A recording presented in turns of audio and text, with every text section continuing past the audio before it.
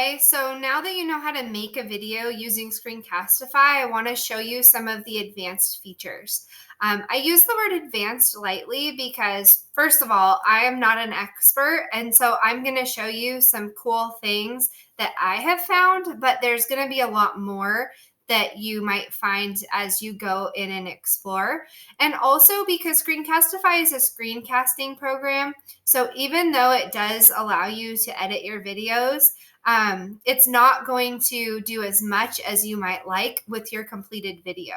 So if you do find that you want to edit a little bit more at length and be a little bit more advanced around your video editing, then I recommend that once you've created your video, you put it into a program like WeVideo or another video editing program where you're going to be able to do a lot more. So the first thing that I want to show you is how to alter your settings in Screencastify. So all you need to do is go up and hit the button at the top.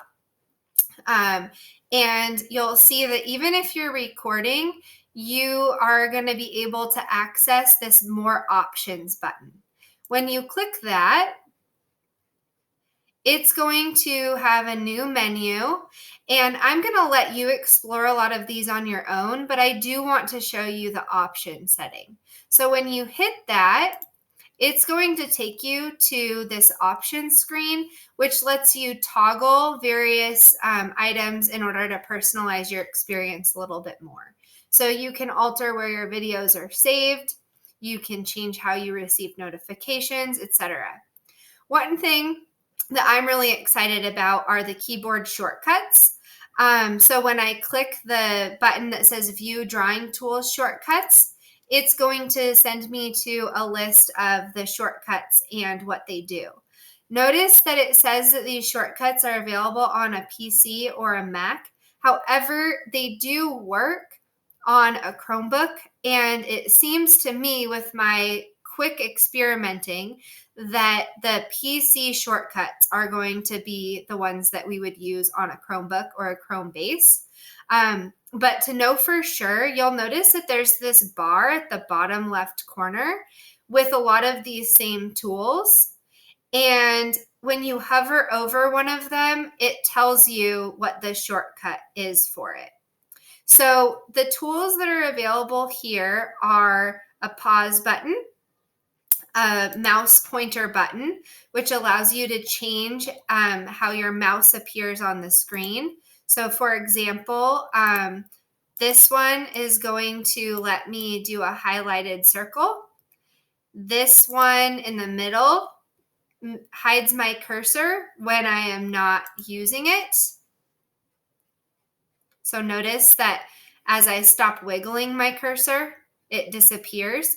This is a great tool for me because I have the problem of wiggling my cursor all over the place when I'm giving a screencast. And then this one's also really cool. It allows you to focus in on specific text as you're presenting. You can also use the pen tool to draw on your screen as you're talking, and you can erase your drawing when you're unhappy with it. But your drawing also disappears when you go to a different screen. Now I want to show you some really cool resources that are available from Screencastify because this is where I've done a lot of my learning. So when you go to screencastify.com, you're going to see this tab that says For School. And if you go down and click Resources, you're going to see that they have a lot of tools to help you feel more confident using this program. The guides are great, especially if these instructional videos I'm making are not the best way for you to learn. But there's also some great ways to just get ideas on how to use Screencastify instructionally. So a couple of my favorites are 50 Ways to Use Screencastify in the Classroom. This gives you tips based on what subject you teach. So if you're not really sure how to use this for your content area, I would go and look here. This one, 25 Ways to Use Screencastify with Google Apps, is also really great because it tells you how you can effectively use Google Apps while you're recording. And, you know, they've got a lot here. They've got keyboard shortcuts here also, a lot of different things to explore. But the last one that I was really excited about was this 24 ways to create great classroom video with Screencastify. And again, this just gives you some ideas of different types of videos that you can create and why you might want to use like a webcam versus a desktop recording, how to make sub plans using Screencastify, and all sorts of really cool things. So again, I would definitely check out these resources. They are some of the highest quality resources that I have found. So before you just go to Google and start looking all over the place, I would definitely recommend starting here. The last thing that I want to show you is how to edit your videos once you have made them. So as you know, when you're done with your video and you go and you end the recording, your video is going to pop up in a new tab. And from here, there's not a whole lot you can do to edit it. You can really only trim your video at the beginning or the end to cut out stuff that you don't want to be in your finished video. But if you go to this Open in Editor button and you click that, this is where you can make some more advanced edits to your video.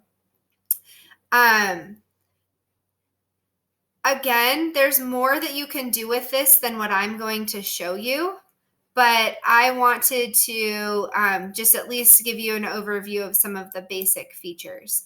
So first of all, this little bar at the bottom right corner allows you to either see your video more condensed or break it down into smaller frames so that you can edit it with a little bit more of a fine-tuned view of your video. And then there's also some really cool things that you can add to your video. So if you want to add text, you're going to go over and you're going to hit this big T button, and then you can add text right onto your screen. You can change the size, gotta highlight it. You can change the font, and you can change the color and all sorts of things. Another thing that I really like is the option to crop. So you have to be careful with this because as far as I can tell, when you crop your video, you're cropping the whole video, not just that one frame. So only crop it if you want all of the video to be cropped. But what's kind of nice about that is it allows you to maybe get rid of some of the unwanted stuff on your screencast, or to focus in on just one part of it to kind of zoom in and make it to watch. But again, be careful using this because you do not want to crop your whole video if you're only hoping to crop one part. If instead you want to zoom in on one specific part of your video, then you would hit this magnifying glass. And what this does is it allows you to zoom into a specific part of your recording. So you can change how big or small your zoom in is. And you can change the length for how long you want to be zoomed in or zoomed out. And then what you'll see is in your video, what that does is for the duration that you set that,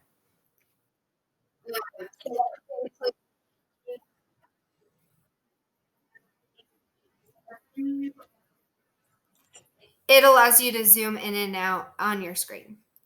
So again, this is these are some extra features and tools you might want to check out. But there's still a lot more that you can go in and learn. And as you practice, you will, I'm sure, generate lots of ideas on how to use this to create the videos that you want. So thank you.